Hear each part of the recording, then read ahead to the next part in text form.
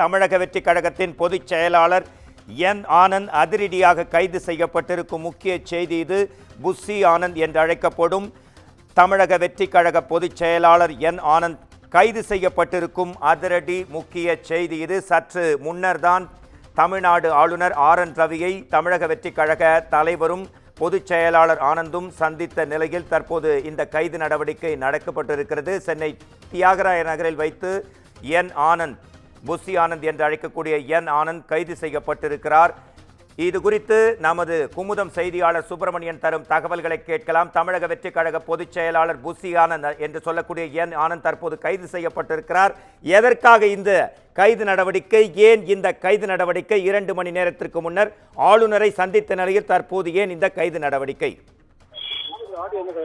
தமிழக வெற்றிக் கழகத்தின் தலைவர் விஜய் ஆளுநரை சந்தித்து ஒரு மனு அளித்திருந்தார்.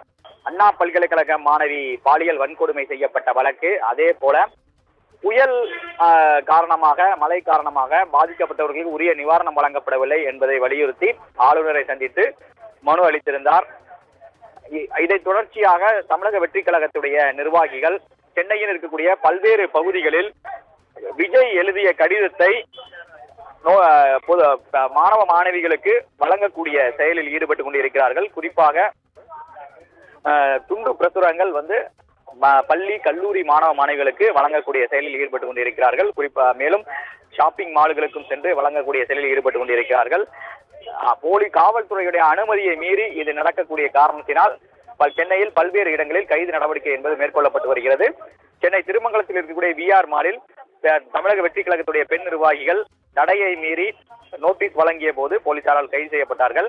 அதே போல அண்ணா பல்கலைக்கழகத்துடைய நுழைவாயில் பகுதியிலும் இந்த நோட்டீஸ் கொடுப்பதற்காக வந்த பெண் நிர்வாகிகளை போலீசார் எச்சரித்து அனுப்பினார்கள். இதற்கிடையில் சென்னை டி நகரில் பெண் நிர்வாகிகள் இந்த நோட்டீஸை வழங்குவதற்காக சென்றிருக்கிறார்கள். அப்போது பொதுச் செயலாளர் புஸ்ஸி ஆனந்த் அவர்கள் மத்தியில் பேசுவதற்காக வந்திருக்கிறார். முறையாக காவல்துறையிடம் அனுமதி பெறாமல் இந்த நிகழ்வில் ஈடுபட்ட காரணத்தினால் புஸ்ஸி ஆனந்த் உள்பட 10 பேர் கைது செய்யப்பட்டு சென்னை டி நகரில் கிருஷ்ணசாமி திருமண மண்டபத்தில் தங்க வைக்கப்பட்டிருப்பதாக காவல்துறை தரப்பில் தெரிவிக்கப்பட்டிருக்கிறது.